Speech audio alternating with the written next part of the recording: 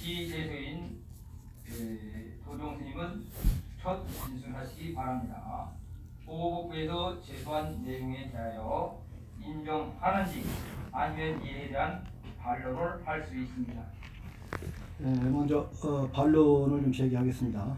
지난 8년간 불교의 유상을 추락시킨 전 원장과 중앙종회는 설정 원장의 친자 의혹, 서울대 학력위조, 막대한 사유재산 보유 의혹이 있었지만 후보자를 옹호하면서 당선시켜 자신들의 기득권을 유지했습니다. 뿐만 아니라 임기 내내 용주사의 쌍둥이 아빠 주지 의혹이 제기됐고, 그런 것을 비호하기에 급급하고 또 마곡사 금권선거나 금권선거인 당사자인 주지 원경 스님의 그 재임을 하게 했습니다. 이런 문제를 지적한 스님들에 대해서는 재적 등의 징계를 회부시켜 종단에서 제적을 했습니다. 그런 결과 중앙종회와 원로회의는 MBC PD수첩 보도 이후 아무런 대책도 수립하지 못한 채 시간만 끌다가 설조스님 41일 동안의 단식으로 모든 언론이 조계종의 심각성에 대해서 문제점을 들먹이면서 세상이 시끄럽게 되었는데도 아무런 참여나 반성도 없이 탄핵을 결정해 오늘 원장 스님이 탄핵이 됐습니다.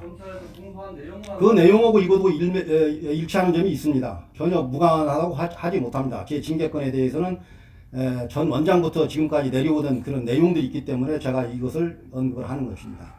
스님께서 답변서를 냈지만은 약간 부족하기 때문에 요약해서 얘기해주면 좋겠습니다. 종단의 불신임은 비리의 벽화용으로 회자되는 차승 전 원장과 입법부의 기능을 갖고 종도들의 민의를 대변하면서 견제해야 하는 중앙종회와 원로회의 본사 주지 호계원이 범계 승려들을 비호하고 이런 문제에 대해서 쓴소리를 하는 스님들에게 과거 중세의 종교재판과도 같은 수법으로 징계하며 종도들의 분노를 사게 되었습니다.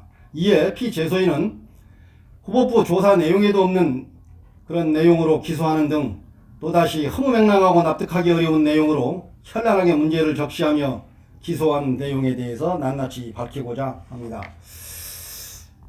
피재소인이 조계종 적폐청산 시민연대와 공모하여 2017년 7월 날짜 이상입니다. 7월경부터 6월까지 2018년 6월까지 수십 차례에 걸쳐 종단을 비방하고 승가의 명예를 훼손하는 집회를 주도하거나 참여했다는 것인데, 구체적으로 집회를 주도했다는 어떠한 증거도 제시하지 못했으므로 또 구체적으로 무엇을 어떻게 비방했는지 증거를 제시하지 못했고, 집회에 참여한 행위가 죄가 된다면 헌법 제21조 집회와 결사의 자유 또는 종교의 자유, 사상과 양심의 자유, 표현과 언론의 자유 등 헌법에서 보장한 이런 집회 자유를 침해했다는 것이 해당되므로 이런 징계 사유는 적합하지 않다고 봅니다. 두 번째, 2017년 3월 17일 종원장 직선 실현을 위한 대중공사의 발기인으로 참여하고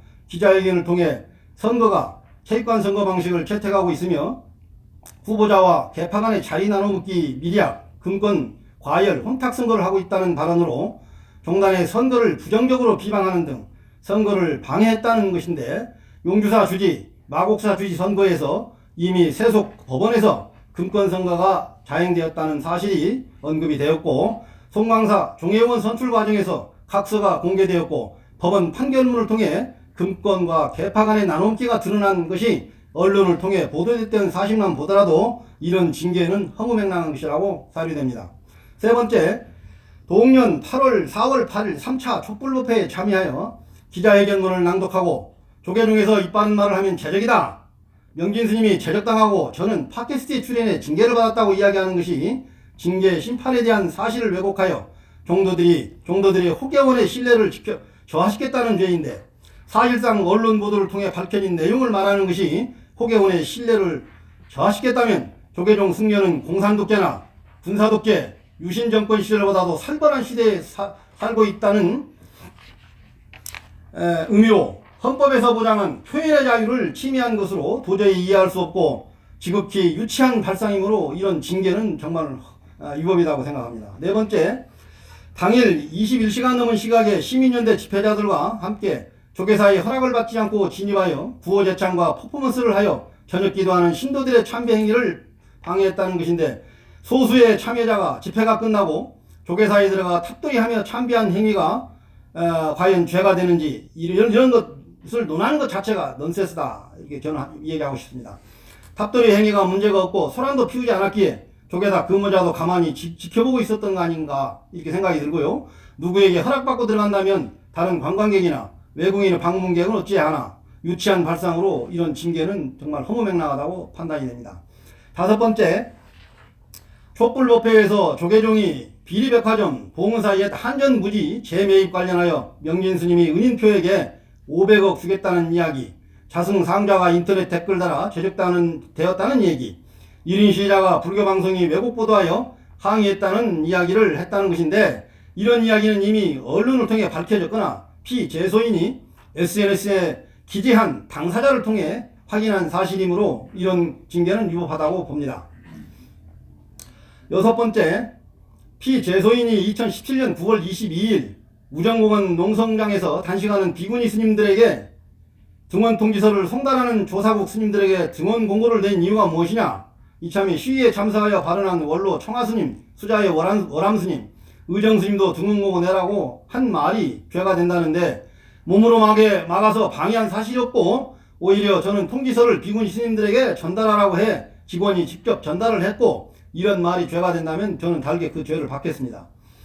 일곱 번째, 파랑의 내용에서 피재소인이 페이스북을 통해 1점 이상의 설정스님 DNA 검사를 약속하고선 등등의 밑도 끝도 없는 이야기와 2017년 12월 20일 팟캐스트에 방송했다는 것 자체가 허위며, 사람 밖에 사람 없고 야매 밖에 사람 없다 할 이라는 인터뷰를 했다는 것도 허위로, 어디에 인터뷰를 했다는 증거도 없고 유치하기 짝이 없는 허위로 말도 안 되는 주먹구구식의 내용으로 징계는 위법이라고 생각합니다. 여기서 한마디 더 덧붙이자면, 호법부가 개인의 사생활을 침해하면서까지 인터넷이 아닌 SNS상에 페이스북을 낱낱이 체증하면서 블랙리스트에 올려놓고 체증하면서 이런 것을 징계에 회부하고 고발자나 고소자가 전혀 없는 상황에서 이것은 정말 이 종교인으로서는 도저히 할 수 없는 그런 아주 유치한 짓을 했다고 저는 생각합니다.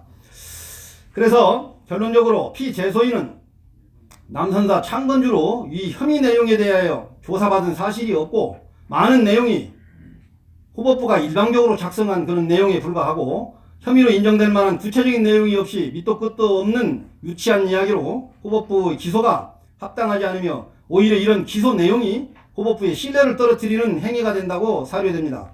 중앙중의원 선거가 임박하자 조사받은 내용도 없는 밑도 끝도 없는 내용으로 기소하여 중앙중의원 출마를 막으려는 보이지 않는 손길이 작용하는 것으로 예상이 되고, 이런 부실한 내용과 SNS상의 휴대폰에 직시된 개인의 표현의 자유를 침해한 것으로 보고, 이런 내용은 마땅히 징계 사유가 되지 않는다고 사료되며 반드시 여기에 법적 책임을 져야 할 것이라고 생각됩니다. 이상입니다. 개별 사항에 대한 신문과 변론을 진행하겠습니다. 오계 의원님은 신문하시기 바랍니다. 우리 오계 의원님들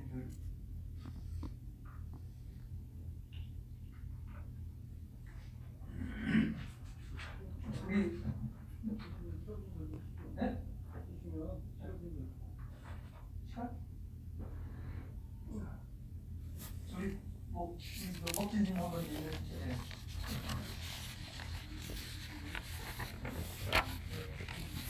이거 조서를 보니까 이 조사받은 이후에도 해정 행위자들과 또 대부분 지금 언론이나 이런 데 나왔던 이제 목사님도 거기에 같이 참석을 하신 것 같더라고요. 그렇죠? 네, 시민연대는 다양한 사람들이 참여하고 있습니다. 예, 그래서 그 이제 또 다른 집회나 시위를 할 때 동참하거나 지지하겠습니까? 하고 물어봤을 때는 그때 이제 뭐라고 대답하셨었죠? 누가 어떤 걸 지지한다고? 후에서요. 그러니까 마지막에 이제 질문을 할 때 보면은 스님 오늘 조사 이후 회정 행위자들의 또 다른 집회나 시위를 할 때 동참하거나 지지하시겠습니까? 하고 물어봤습니다. 법원에서.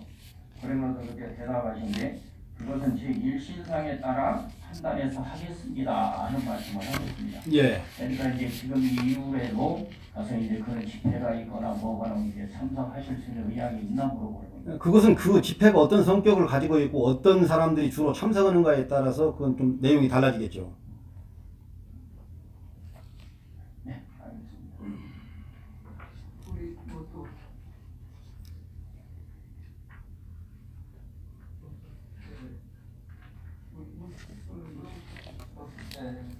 장별입니다. 내가 선생님. 그럼 시제도인 시종 진술합의가 있으면 하시기 바랍니다. 예. 저희 불교가 1700년을 내려오면서 그동안에 상당히 민주주의적으로 모든 일을 해결했습니다. 그러나 자승 전 원장 때부터 종원종법을 준수하지 않고 자기 편에 소속된 사람들은 봐주고 종단을 향해서 좀 쓴소리를 한다는 사람들은 무자비하게 징계를 내렸습니다. 그 대표적인 예가 명진 스님이겠죠. 그래서 명진 스님 지금 현재 불교 신문을 통해서 고발을 했고 거기에 따라서 불교 신문이 일정 금액의 손배상에 패소를 했기 때문에 지금도 그 배상은 지급되는 것으로 지금 알고 있습니다. 지금 오늘 원로 회의에서 종 원장의 탄핵을 가결한 그런 것도 자승 원장 때부터 시작된 거라고 봅니다. 본인 얘기 나왔어요. 이게 본인 얘기입니다. 그래서 이것은 지금 단번에 이루어진 것이 아니고 과거에서부터 종단이 종원지법의 종원 질서를 훼손하고 그렇기 때문에 지금 현재의 상태에 이르렀다고 봅니다. 그래서 저도 그 부분에 있어서 피해자라고 저는 생각을 합니다. 또 많은 분들이 많은 종도들이 그렇게들 인식하고 있는 것으로 제 주변에서는 얘기를 하고 있습니다. 그래서 이런 문제가 이번만으로 해결이 될 것이냐. 그래서 여러 호계위원 스님들이 현명한 판단을 내리시고 과거의 전철을 밟지 말고 종단이 새롭게 거듭나는 취지에서 여러분들께서도 참여하고 이 종단의 이 징계의 대상자들에 대해서 각하를 결정하시기를 기대하겠습니다. 이상입니다.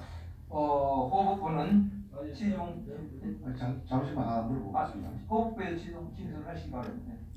아까 전에 우리 제도님께서 종회의원 종회 시기가 다 됐으니까 이 업무를 비워서 우리가 종회 못 나오게 하는 방법으로 이걸 선택했다고 이야기를 하셨는데 그러면 스님은 저 밖에서 종회 의원 해산해달라고 사인받은 건 그건 무슨 뜻입니까? 종회 해산에 대해서는 종회가 입법부의 이 종도들이 민의를 반영하는 입법기관으로서 종단이 이 지경이 된 것에 대해서는 책임을 져야 될 것 아니냐. 그래서 저는 종회 해산을 얘기한 것입니다. 그런데 종회 해산을 하자고 하는 사람이 어떻게 이 변론을 할 때 반론을 하는데 종회의원들 막기 위해서 홍보가 업무를 했다 이런 얘기를 할 수 있습니까? 그 조사할 당시에는 종회 해산 얘기는 없었습니다. 사실. 다만 그 이후로 PD수첩 방송 이후로 종회 해산을 요구한 것이지 그 전에는 종회 해산에 대해서는 제가 언급한 바가 없습니다. 네, 여기까지 하겠습니다. 그럼 시제소인은 회장